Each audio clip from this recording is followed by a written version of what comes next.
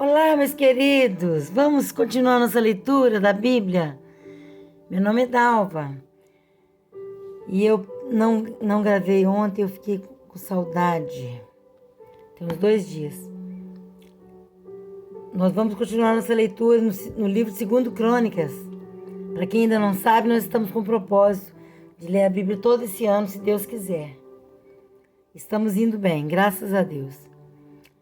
Hoje tem até um fundo musical, vamos ver se vocês vão gostar de ouvir a Bíblia com fundo musical. Capítulo 24 de 2 Crônicas. As reformas de Joás no templo.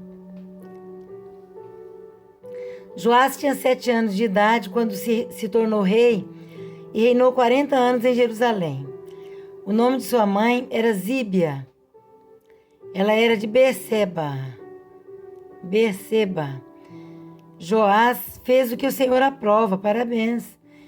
Enquanto viveu o sacerdote Joiada. Porque depois ele, infelizmente, se desvia para os ídolos.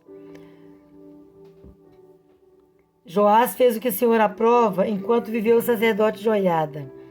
Este escolheu para Joás 2 mulheres, e ele teve filhos e filhas. Algum tempo depois, Joás decidiu fazer reparos no templo do Senhor. Ele reuniu os sacerdotes e os levitas e lhes disse: vão às cidades de Judá e recolham o imposto devido anualmente por todo Israel para fazer reparos no templo de seu Deus. Vão agora mesmo. Os levitas, porém, não agiram imediatamente. Por isso o rei convocou Joiada, o sumo sacerdote, e lhe perguntou: por que você não exigiu que os levitas trouxessem de Judá e de Jerusalém o imposto determinado por Moisés, servo do Senhor, e pela Assembleia de Israel para a tenda da Arca da Aliança? De fato, Atalia, aquela mulher ímpia, e os seus filhos tinham arrombado o templo de Deus e tinham até usado os seus objetos sagrados para cultuar os Baalins. Os Baalins, para quem não sabe, os ídolos.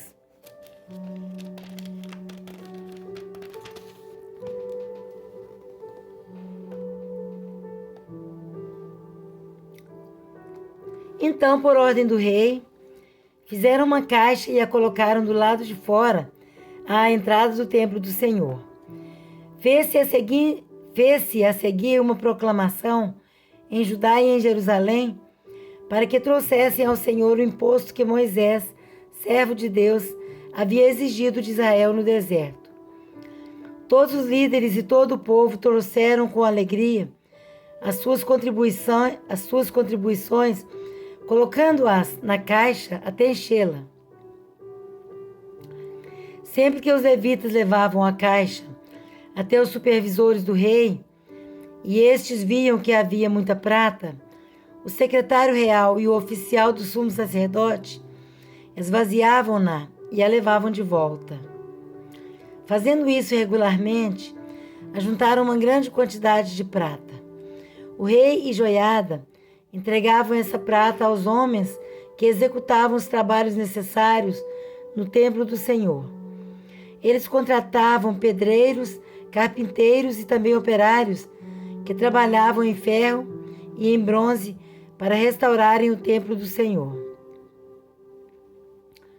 Os homens encarregados do trabalho eram diligentes, o que garantiu o progresso da obra de reforma.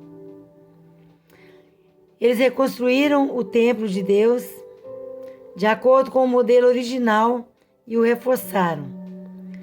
Quando terminaram, trouxeram o restante da prata ao rei e à joiada, e com ela foram feitos utensílios para o templo do Senhor, utensílios para o serviço e para os holocaustos, além de tigelas e outros objetos de ouro e de prata. Enquanto Joiada viveu, holocaustos foram apresentados continuamente no templo do Senhor. Joiada morreu com idade avançada com 130 anos. Foi sepultado com os reis na cidade de Davi, em atenção ao bem que havia feito em Israel em favor de Deus e do seu templo. Olha só, gente. Ele foi honrado, né? Foi enterrado com os reis. Mas também ele era um sacerdote, né? E também trabalhou certinho, né? Era um homem temente a Deus, um sacerdote honesto. Que às vezes nem todos, né, podem ser confiáveis. Porque todo lugar, né, tem gente, tem pessoas honestas e desonestas. A impiedade de Joás. Depois da morte de Joiada, os líderes de Judá foram falar com o rei e lhe prestaram reverência, e ele aceitou o que disseram. Então abandonaram o templo do Senhor, o Deus dos seus antepassados, e prestaram culto aos postes sagrados e aos ídolos. Por culpa deles, a ira de Deus veio sobre Judá e Jerusalém. Gente, que coisa, né? Não sei como é que pode uma pessoa, depois que conhecer o Deus verdadeiro, voltar e prestar culto aos ídolos, aos postes sagrados. Não tem lógica não, né? Mas não pode dar brecha mesmo, né?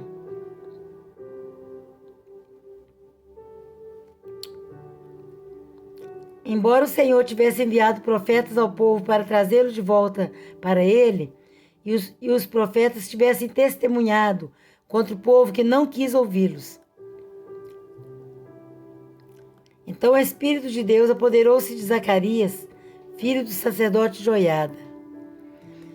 Isto é o que Deus diz. Por que vocês desobedecem aos mandamentos do... É uma pergunta, né, gente?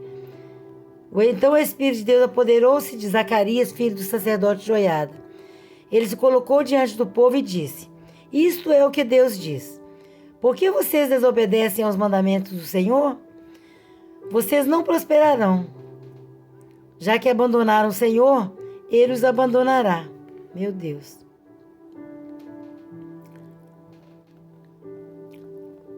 E a Bíblia fala, nós já lemos isso lá atrás. Deus falou assim, se me buscarem, eu me deixarei achar. Mas se me abandonarem, eu também os abandonarei. Deus é justo, né? Ele está sempre de pronto para nos atender, para nos ouvir, para nos socorrer. Mas se a gente deixá-lo, ele fica triste, mas aceita fazer o quê, né? Mas sempre está com os ouvidos atentos à nossa oração. Se nós arrependermos, ele nos atende prontamente. Deus é maravilhoso. Perdoa. Ele nos ama. Mas alguns conspiraram contra ele e, por ordem do rei, apedrejaram-no até a morte no pátio do templo do Senhor.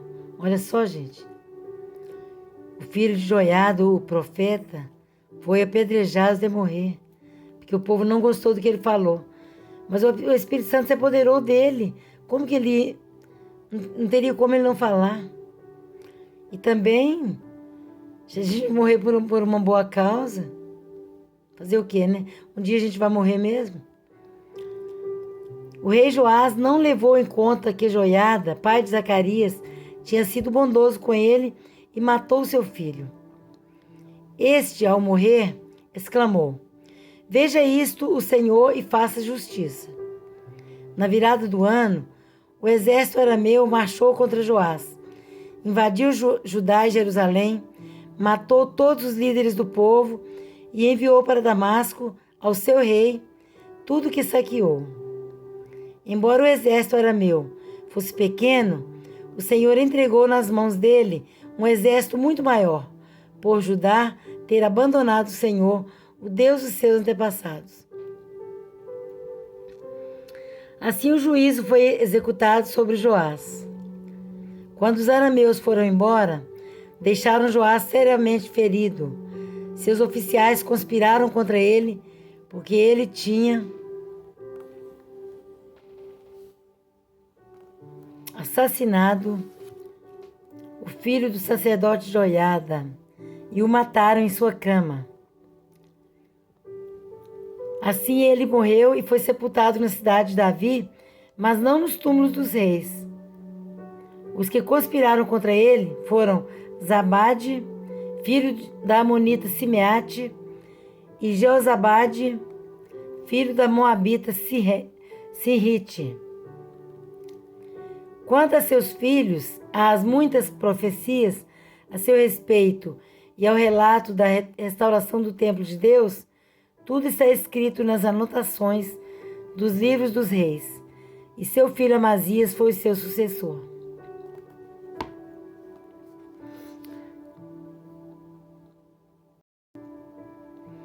Então, gente, por isso que a Bíblia nos ensina a ter temor de Deus.